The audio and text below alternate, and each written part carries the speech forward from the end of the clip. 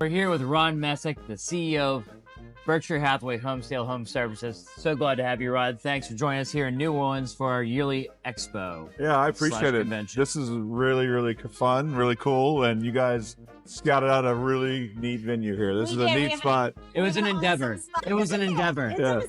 Yeah. This Very place was too busy, and we got a great location here. They've been very accommodating. They've been. Brennan's on Royal We are at Street. Brennan's right now you. to give them a plug, so thank you. Brennan's in New Orleans on Royal. Exactly. Fantastic. And evidently it's very good because everywhere we're not sitting right now is fully seated, fully crowded, must be great food. So if you get here, make sure you check it out. Yep, absolutely. Definitely. All right, Rod, we're going to jump right in.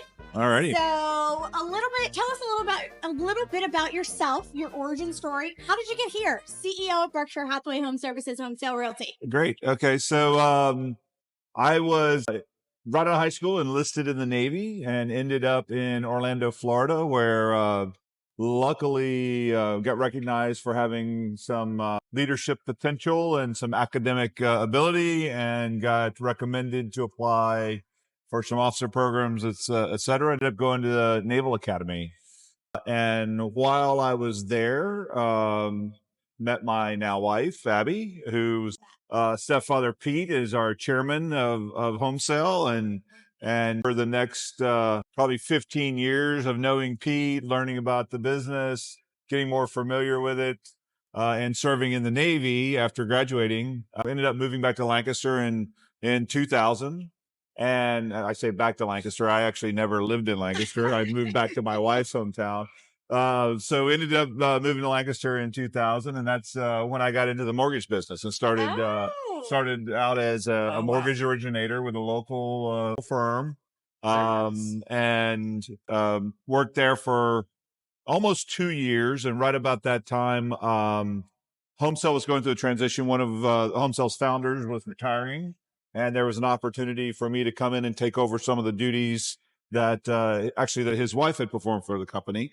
And so came in and started on the finance side and running accounting and a lot of our systems and processes, and got more and more involved in operations over the years, and got the opportunity to start buying into the ownership team as other people retired.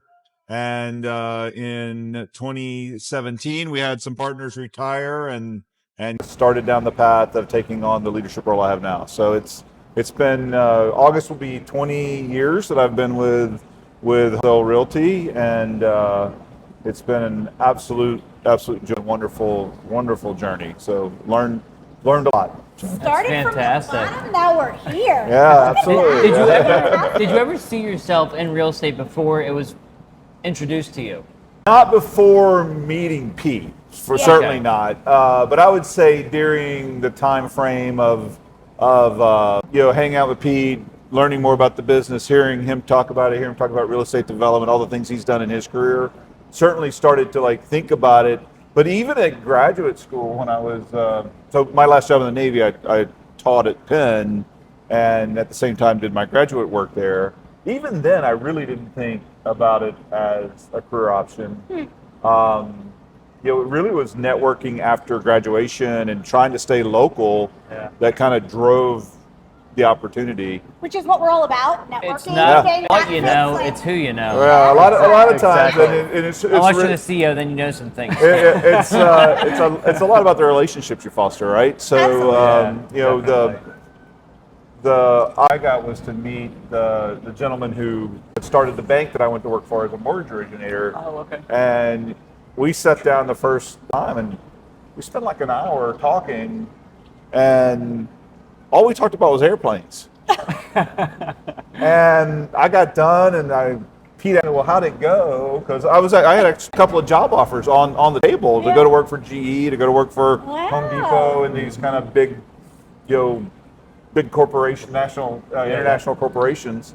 And I was like, I had a great time, but I don't know, we didn't talk anything about mortgages. I don't know what that was all about. And so obviously it was just to get to know me. And I think after that, had the opportunity to come back, and he was like, hey, I love you. We're a small company. I don't have middle level right now.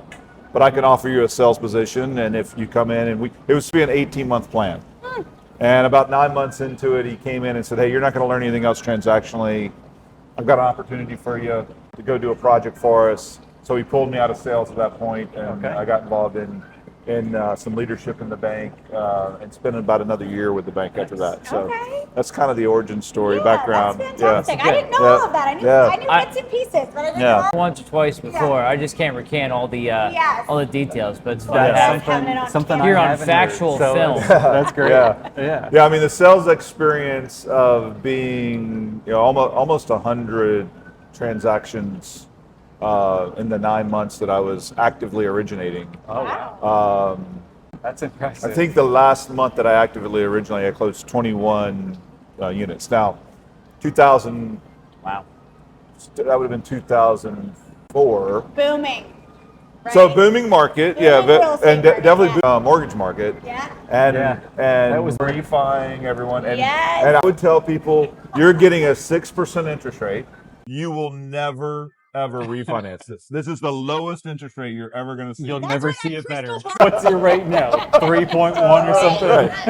Right. How's the taste eating crow one today? Well, if you make bold predictions, sometimes you get them wrong, right? Yeah, Yeah, absolutely. So it was. But that's great you said 6% because we've seen so much since then. I mean, Brunel's got more years than I.